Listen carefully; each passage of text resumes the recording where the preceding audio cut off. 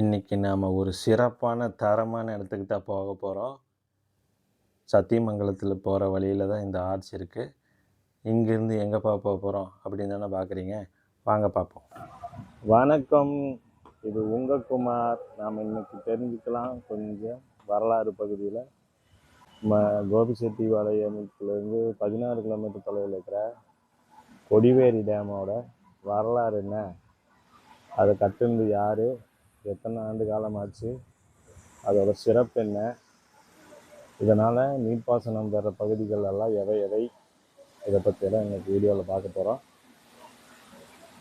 ரொம்ப லேட்டாக வந்துட்டேன், அதனால் உள்ளே வர பார்க் கேட் க்ளோஸ் பண்ணிட்டாங்க. இருந்தாலும் நம்ம விடுவோமா, குறுக்கு சந்து வழியாக இறங்கி கீழே இறங்கி வந்து உங்களை காட்டணுங்கிறதுக்காகவே இந்த வீடியோவை பதிவு பண்ணியிருக்கேன். இப்போ பெயர் காரணத்தை பார்ப்போமா. கொடி குட்டல் ஏரி, கொடிவேரி அப்படின்னு பேர் வந்ததாக சொல்கிறாங்க.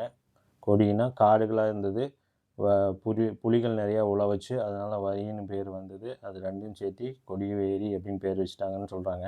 ஆனால் உண்மையிலேயுமே இந்த பேர் கரெக்டான இதான்னு தெரியலை. ஏன்னா தமிழில் வந்து கொடு குட்டல் ஏரி அப்படின்னா கொடுவு குட்டல் ஏரி கொடிவேரின்னு வந்துருக்கலாம். ஏன்னா கொடுவு அப்படின்னா வளைவுன்னு அர்த்தம், ஏரினா ஏரி. இது கொஞ்சம் ஏரி வந்து வளைஞ்ச மாதிரி கட்டப்பட்டிருக்கிறதுனால இந்த பேர் வந்திருக்கலான்னு, இந்த பேர் வர்றதுக்கு இது ஒரு காரணமாக இருந்திருக்கலாம்.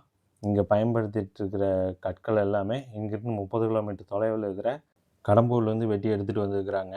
இந்த ஏரியை வந்து உட்பக்கமாக வளைவாக கட்டுறதுனால என்ன ஒரு அறிவியல் நுட்பம் இருக்குதுன்னா, அப்படி உட்பக்கமாக வளைவாக கட்டும்போது தண்ணியோட அழுத்தம் வந்து சுவர்கள் மேலே இருந்து 2 பக்க சுவர்களுக்கும் கடத்தப்பட்டுரும். அதனால் மத்தியில் இருக்கிற சுவர்கள் வந்து ரொம்ப உறுதியாக நிற்கிறதுக்கு இது ரொம்ப வகையில் உதவி புரியும். மத்தியில் ஏற்படுற அழுத்தம் வந்து அந்த வளைவுகள் வழியாக இரண்டு பக்கத்துக்குமே கடத்தப்பட்டுரும். அந்த தண்ணியோட அழுத்தம் வந்து டன் கணக்கில் இங்கே உள்ள தண்ணி நிற்கும்போது அழுத்தம் ஏற்படும். இந்த வீடியோவில் அதுதான் விளக்கியிருப்பாங்க. அந்த அழுத்தம் 2 சுவர்களுக்கும் அப்படியே பரவிடும். இதனால் அணை பாதுகாக்கப்படும். இந்த டேமை கட்டுந்து யாருன்னு பார்த்தோம்னா வேட்டுவ கொங்கால கவுண்ட சோழன், அதாவது சோழர்கள் காலத்தில் இருக்கிற சிற்றரசனாக இருக்கிறார் இருந்தவர். அவர் வேட்டுவ கவுண்ட கொங்கால சோழர். அவர் காலத்தில் கட்டப்பட்டது. 1100வது நூற்றாண்டில் இந்த அணை கட்டப்பட்டிருக்கு. இதுக்கு பயன்படுத்துகிற தொழில்நுட்பம் என்னென்னா, இது வந்து கற்களை வந்து அடுக்கி அதுக்கு இடையில் இருக்கிற பகுதியில் ஈயத்தை வந்து உருக்கி ஊற்றியிருக்காங்க. இது வந்து பெரும் அரிப்புகள்லேருந்து இந்த கட்டடத்தை காப்பாற்றுறதுக்காக இந்த தொழில்நுட்பத்தை பயன்படுத்தியிருக்கிறாங்க. அந்த காலத்துலேயே இந்த தொழில்நுட்பத்தை பயன்படுத்திக்கிறாங்க. ஈயம் வந்து தண்ணினால் அரிக்கப்படாது, அதோட நீண்ட காலத்துக்கு நம்மளுக்கு நீடித்து உழைக்கும். அப்புறம் இந்த கற்களெல்லாம் வந்து மிக பெரிய பெரிய கற்கள், நகர்த்தவே முடியாது ஆட்கள்னால. எப்படி இதை தூக்கிட்டு வந்து இந்த குழியில் இறக்கி இந்த டேமை கட்டினாங்கங்கிறது 1000 வருஷத்துக்கு முன்னாடி மிகப்பெரிய ஆச்சரியமான விஷயந்தான். ஆச்சரியமான விஷயங்கள் நம்ம தமிழர்கள் அந்த காலத்துலேயே செஞ்சுருக்காங்க. நம்ம இந்த 700 ஆண்டு கால வரலாறில் தொடர்ந்து இந்த சுல்தான்களோட படையெடுப்புலையும் ஆங்கிலேயர்களோட அடிமைத்தனத்துலேயும் நம்ம சொந்த அறிவை இழந்துட்டோம். நம்மளோட நோக்கம் இந்த வரலாறு எல்லாம் தெரிஞ்சுக்கிறது மூலிமா நம்ம எப்படிப்பட்டவங்க, எப்படிப்பட்ட, ஏற்கனவே உங்களுக்கு நான் ஒரு கதை சொல்லியிருப்பேன் இல்லையா, நம்ம காக்கா இல்லை கழுகு. அதை நம்ம உணர்ந்துட்டோன்னு வச்சுக்கோங்க, இந்த மேற்கத்திய நாடுகள் அங்கேருந்து தான் நமக்கு இதை அறிவை கடன் வாங்கின மாதிரியும் அவங்க தான் நம்மளுக்கு எல்லாத்தையும் சொல்லி கொடுத்த மாதிரியும் நம்ம நினச்சிட்ருக்கிற நினப்பு இருக்குது இல்லையா, அது சுத்தமாக உண்மை கிடையாது.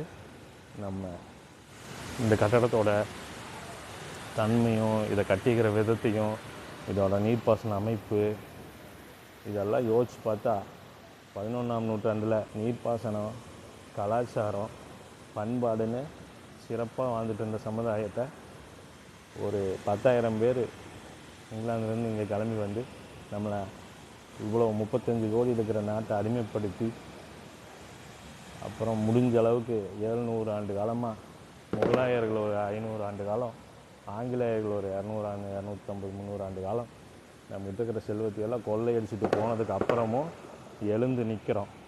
அதுதான் இந்தியா. அந்த காலத்தில் எப்படி இதை சாத்தியமாக்கியிருப்பாங்க அப்படிங்கிறதுக்காக ஏஐ உதவியோட உங்களுக்காக இந்த காட்சியை வடிவமைச்சிருக்கிறேன். இதை பார்த்துட்டு உங்கள் கமெண்ட்களை சொல்லுங்கள். இப்படி தான் கொண்டு வந்து சேர்த்திருக்கணும் கற்களை எல்லாம். இப்போ நீங்கள் பார்க்குறது தெற்கு கரை வாய்க்கால். இதுக்கு பேர் தட்டப்பள்ளி வாய்க்கால். இந்த வாய்க்கால் வந்து கிட்டத்தட்ட 72-73 கிலோமீட்டர் பயணிக்குது. இதில் 100க்கும் மேற்பட்ட கிராமங்கள் பயன்பெறுது. அதில் குறிப்பிட்டு சொல்லப்போனால் காசிபாளையம், கரட்டடிபாளையம், அதுக்கப்புறம் பாரியூர், கூகலூர், கீழ்வாணி, புதுக்கரைப்புதூர் ஆகிய பகுதிகள் எல்லாம் கடந்து பயணிக்குது. இது இந்த வாய்க்கால் மட்டும் இந்த பகுதிகளுக்கு போகாமல் இருந்திருந்ததுன்னா இந்த பகுதிகளெல்லாம் வறண்ட மானாவாரி பூமியாக தான் இருந்திருக்கும். இந்த வாய்க்கால்னால தான் இது செழிப்பான இடங்களாக இன்றைக்கி விளங்கிட்டு 2 முறை தோல்வி அடைஞ்சு 3ஆம் முறை தான் இதை கட்டி அமைக்கப்பட்டிருக்கு. மிகப்பெரிய கற்களை மேற்கு தொடர்ச்சி மலையிலேருந்து வெட்டி எடுத்து இங்கே கொண்டு வந்து வச்சு அந்த பாறைகளுக்கு இடையில் துளையிட்டு அந்த துளைகளுக்கு இடையில் இரும்பு கம்பிகளை வந்து பொருத்தி அதை ஒன்று பிணைச்சு அதுக்கப்புறம் ஈயத்தை உருக்கி ஊற்றிருக்காங்க. சாதாரணமாக தான் இதை பார்த்துருக்கீங்க. வெள்ளப்பெருக்கு அன்னைக்கு, தீபாவளிக்கு அன்னைக்கு நான் இந்த வீடியோவை எடுத்தேன். மிக அதிகமான வெள்ளம் அதில் கரை புரண்டு ஓடிச்சு. அதுக்கு கிட்டக்க கூட யாரும் போக முடியாது. எப்படி ஆக்ரோஷமாக போயிட்டுருக்கு பாருங்கள். இதில் நம்ம இதை தடுத்து 2 கரையிலையும் 2 வாய்க்கால் பிரிச்சுருக்கிறாங்க. தட்டப்பள்ளி வாய்க்கால் வர மக்கள் எல்லாம் வேடிக்கை பார்க்குறாங்க. இந்த உள்ள தண்ணி வந்து மேலே தேங்கியிருக்கிற தண்ணி அந்த பாறை இடுக்குகள் வழியாக வழிகிறத தான் இப்போ குடிச்சிட்டுருக்குறாங்க. மேலே வாய்க்காலில் தண்ணி திறந்து விட்டுட்டாங்கன்னா மேலேருந்து வழியாது. இப்போ நான் இந்த கீழே ஆங்கிலேருந்து தான் காமிச்சிட்ருக்கேன். மேலே நீங்கள் அந்த பூங்காலேருந்து பார்த்தீங்கன்னா இங்கே ஒரு பழமையான சிலைகள் எல்லாம் வடிக்கப்பட்டிருக்குது. அதெல்லாம் அணை கட்டினப்பவே வடிக்கப்பட்ட சிலைகள். இன்னும் வந்து நம்மளால் அதை உருவத்தை பார்க்க முடியுது இவ்வளோ காலம் கடந்தும். அந்த பார்க்லேருந்து அந்த பூங்காலேருந்து நீங்கள் வந்து படகு சவாரி பண்ணலாம். 50 ரூபாய் நம்ம வாங்குறாங்க படகுக்கு. இது வந்து பீச் மாதிரி ஒரு அழகான மணல் வெளி. இங்கே உட்காந்து பொழுதுபோக்கலாம். ஸோ ஒரு நாள் காலையில் வந்தீங்கன்னா சாயந்தரம் வரைக்கும் அருமையான ஒரு பொழுதுபோக்காக இருக்கும். நீங்கள் அந்த பரிசலில் ஏறி இந்த மேலே இருக்கிற நீர்த்தேக்கத்துக்குள்ளே தான் இங்கேருந்து பார்க்கும்போது உங்களுக்கு தெரியும் அந்த நீர்த்தேக்கம். நம்ம அந்த பக்கமாக போய் வீடியோ எடுக்கல. அது மொத்தம் இதிலேருந்து வெட்டப்பட்டிருக்கிற வாய்க்காலோட நீளம் கிட்டத்தட்ட இந்த பக்கம் ஒரு 70 கிலோமீட்ரு, அந்த பக்கம் ஒரு 43 கிலோமீட்டர் பக்கமாக ஒரு 95 கிலோமீட்டர் பக்கமாக இந்த வாய்க்கால்கள் வந்து இதிலேருந்து பிரிஞ்ச வாய்க்கால்கள் தொடர்ந்து பயணித்து பல பகுதிகளை வளமையான மண்ணை மாற்றிட்டுருக்கு. இந்த தண்ணியில் பவானி ஆற்றுல வர தண்ணியில் தொடர்ந்து ஆற்று தண்ணிகளை வந்து ஒரு ஒன்றுக்கும் வளமில்லாத ஒரு மண்ணில் நீங்கள் பாய்ச்சிட்டே இருந்தீங்கன்னா அதில் வர வண்டல் சத்துக்கள் படிஞ்சு அந்த மண் வந்து வளமான மண்ணாக மாறிடும். இந்த தொழில்நுட்பம் இந்த நுட்பம் முன்னையே தெரிஞ்சதுனால தான் சோழர்கள் காலத்தில் ஆறுகளை வந்து அணைகளை இந்த மாதிரி சிறு சிறு இயற்கைக்கு எதிராக இல்லாமல் நீரின் போக்கிலேயே சற்று திருப்பி விட்டு திருப்பி அந்த ஆற்றுக்கு அந்த தண்ணி வந்து ஊறி வந்துடும். இப்போ இங்கேருந்து போகிற தண்ணி வந்து கீழே நம்ம அடுத்த பாசனம் இதே போல் ஒரு கட்டமைப்பு தான் வந்து காளிங்கராயன் வாய்க்கால். இதே கட்டமைப்பு இதே தொழில்நுட்பத்தை தான் பயன்படுத்தி கட்டியிருக்காங்க. இது அதுக்கு முன்னே கட்டப்பட்டது. இது 1125 கட்டப்பட்டது. அதுக்கப்புறம் ஒரு 200 ஆண்டுகள் கழிச்சு கட்டப்பட்டு இந்த தொழில்நுட்பத்தை பார்த்துட்டு போய் தான் பண்ணாங்க. அதுக்கு எந்த வகையிலும் சளைக்காதது இந்த அணை, இதுக்கு எந்த வகையிலும் சலிக்காது அந்த அணை. அங்கேயும் இந்த மாதிரி சுற்றுலா அமைப்பு பண்ணலாம். ஏன்னா இது மாதிரியான ஒரு அழகான அமைப்பு அங்கேயும் இருக்குது. அங்கே யாருமே போக முடியாத அளவுக்கு எல்லாம் புதர் மண்டி ஆகாய தாமரைகள்லாம் வந்து இருக்குது. இதில் இன்னொரு சிறப்பு என்ன இருக்குன்னா, இங்கே ஒரு இந்த வண்டல்கள் எல்லாம் படியாமல் இருக்கிறதுக்கு ஒரு மணல் போக்கி தொழில்நுட்பத்தை உள்ளே வச்சுருக்காங்க. அது எப்படி கட்டமைக்கப்பட்டிருக்குன்னா, பனல் மாதிரி இருக்கும். கீழே ஓப்பனாக இருக்குது. இந்த பகுதியில் அதில் காங்கிரீட் போட்டு இப்போ அடைச்சிட்டாங்க.